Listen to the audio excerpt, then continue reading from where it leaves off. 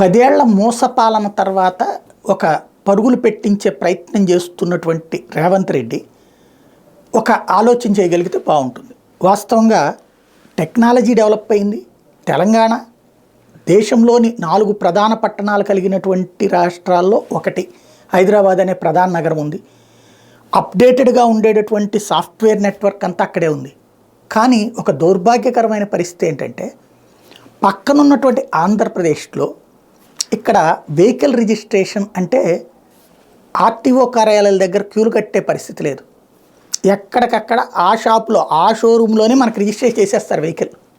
మన ఇంటికి కార్డు వస్తుంది, ఆ రోజునే నెంబర్ కూడా వచ్చేస్తుంది. అంటే ఇది కొన్ని రోజుల పాటు ఉండే టెంపరీ నెంబర్ వచ్చేస్తుంది, ఆ తర్వాత కార్డు ఇంటికే వచ్చేస్తుంది. ఇది ఆంధ్రప్రదేశ్లో ఉన్నటువంటి విధానం.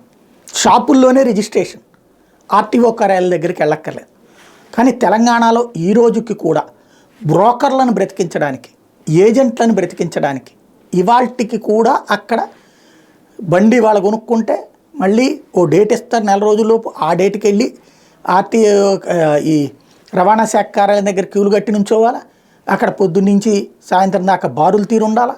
ఆ బారుల్లో ఎప్పుడో వాళ్ళు పిలుస్తారు, అప్పుడు వెళ్ళి ఫోటోలు దిగాల, అక్కడ సంతకం పెట్టాలా. ఆ తర్వాత తీసుకొచ్చి బయట ఆ చాసిస్ మీద నెంబర్ తీసుకోవాలి. ఇవాల్టికి కూడా ఇంత పరిస్థితి ఎందుకు? ఒక్కసారి ఆంధ్రాకి పంపించి కనుక్కోండి. ఎందుకంటే కొంచెం రేవంత్ రెడ్డి అంటే కొత్తదనంగా ఆలోచిస్తాడు ఇవాల్టి అవసరానికి. కాబట్టి ఆ రూట్లో ఆలోచించి చేయగలిగితే బాగుంటుంది.